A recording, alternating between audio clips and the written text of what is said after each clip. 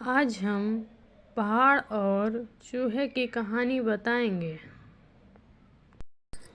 एक बार पहाड़ और चूहे में बहस छिड़ गई। दोनों अपनी अपनी बहादुरी की डींग हाँकने लगे।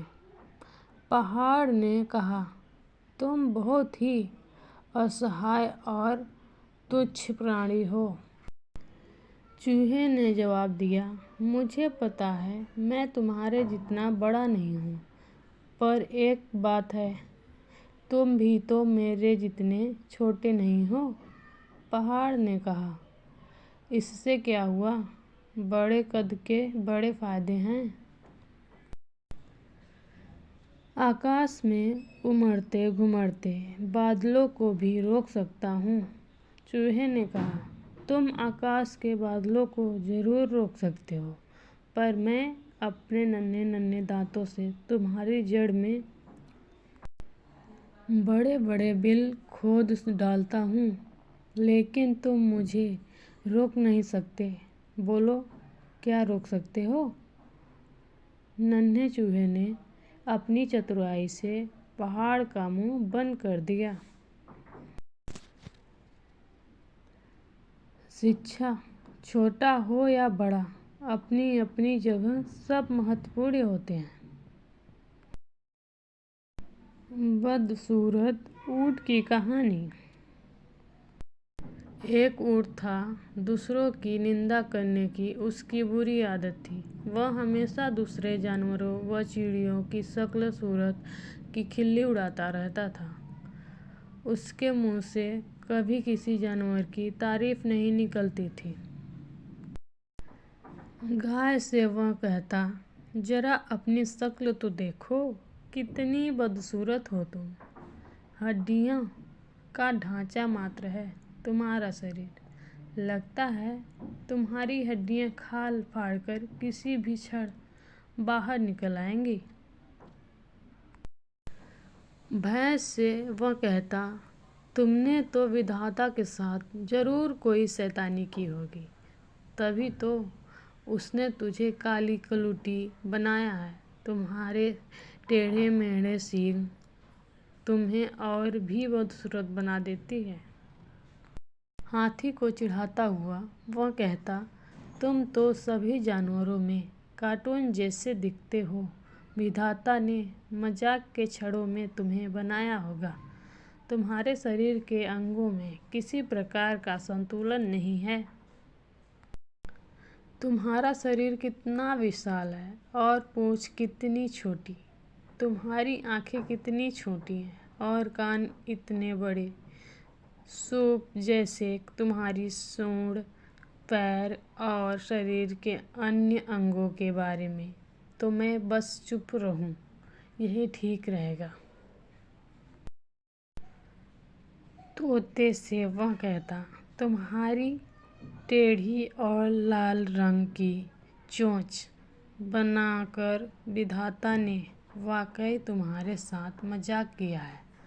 इस तरह ऊँट हमेशा हर जानवर की खिल्ली उड़ाता रहता था।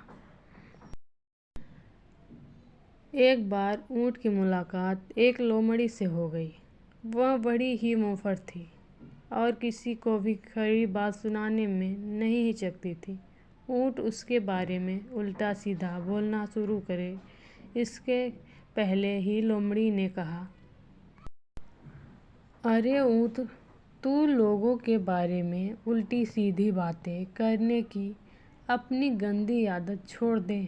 जरा अपनी शक्ल सूरत तो देख। तो तुम्हारा लंबा चेहरा, पत्थर जैसी तुम्हारी आंखें, पीले पीले गंदे दांत, टेढ़े मेढ़े भद्दे पैर और तुम्हारी पीठ पर यह भद्दा सा कुव्वड़, सभी जानवरों में सबसे बदसूरत वही है। दूसरे जानवरों में तो एक दो खामियां हैं, पर तुम में तो बस खामियां ही खामियां हैं। लोमड़ी की खरी खरी बात सुनकर ऊँट का सिर शर्म से झुक गया। वह चुपचाप वहाँ से खिसक गया। शिक्षा, दूसरों की कमियां ढूंढने से पहले अपनी कमियों पर नज़र डालिए। चूहिया की बेटी का विवाह की कहानी। एक चूहिया को एक सुंदर कन्या थी। वो अपनी बेटी का विवाह सबसे शक्तिशाली व्यक्ति से करना चाहती थी। बहुत सोच विचार करने पर उसे लगा कि भगवान सूर्य उसकी कन्या के लिए उपयुक्त वर साबित होंगे। चूहिया सूर्य भगवान के पास गई। उसने कहा, सूर्य देवता, क्या आप मेरी सुंदर कन्या से विवाह करोगे? क्या उसे आप अपनी पत्नी के रूप में पसंद करेंगे? सूर्य भगवान ने कहा, चूहिया चाची, आपने मुझे अपनी बेटी के योग्य वर समझा, इसलिए मैं आपका आभारी हूँ। पर मैं सबसे ज़्यादा शक्तिशाली नहीं हूँ। मुझसे शक्तिशाली तो वरुण देवता हैं। वे अपने बादलों से मुझे ढक देते हैं।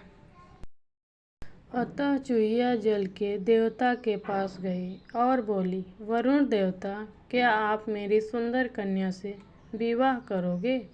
क्या उसे आप अपनी पत्नी के रूप में अपनाएंगे? वरुण देवता ने जवाब दिया, देखो देवी, आपने मुझे अपनी बेटी के योग्य वर समझा, इसके लिए मैं आपका बहुत आभारी हूँ। पर मैं सबसे ज़्यादा शक्तिशाली नहीं हूँ। मुझसे अधिक शक्तिशाली तो वायु देवता हैं। वे मेरे बादलों को दूर दूर तक उड़ा ले जाते हैं। इसलिए चूहिया चाची वायु देवता के पास गई और कहने लगी, वायु देवता, क्या आप मेरी सुंदर कन्या से विवाह करेंगे?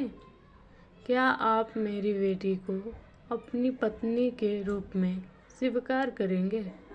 वायु देवता ने कहा, चाची, आपने मुझे अपनी बेटी के योग्य वर समझा, इसके लिए मैं आपका बहुत आभारी हूँ। पर मैं सबसे ज़्यादा शक्तिशाली नहीं हूँ। मुझसे अधिक शक्तिशाली तो पर्वतराज हैं। वे मेरे मार्ग में खड़े हो जाते हैं और मुझे रोक देते हैं। मैं चाहे कितनी ही ताकत लगाऊं, पर पर्वतराज को अपने रास्ते से नहीं हटा पाता। तब चूहिया चाची पर्वतराज के पास गई। उनसे बोली, पर्वतराज, क्या आप मेरी सुंदर कन्या से विवाह करेंगे? क्या आप मेरी बेटी को अपनी पत्नी के रूप में स्वीकार करेंगे? पर्वतराज ने कहा, चाची, आपने मुझे अपनी बेटी के योग्य वर समझा, इसके लिए मैं आपका बहुत आभारी हूँ। पर मैं सबसे अधिक शक्तिशाली नहीं हूँ। मुझसे ज़्यादा शक्तिशाली तो मूषक राज चूहों के राजा हैं। वे और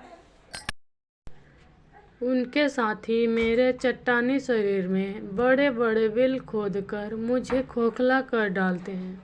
अंत में चूहिया चाची मूषक राज के पास गई और बोली, मूषक राज, क्या आप मेरी सुंदर बेटी से विवाह करेंगे?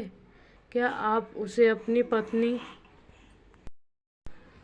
के रूप में स्वीकार करेंगे? मूषक राज यह सुनकर बहुत प्रसन्न हुआ। उन्होंने कहा, हाँ, मैं आपकी बेटी से अवश्य विवाह करूँगा।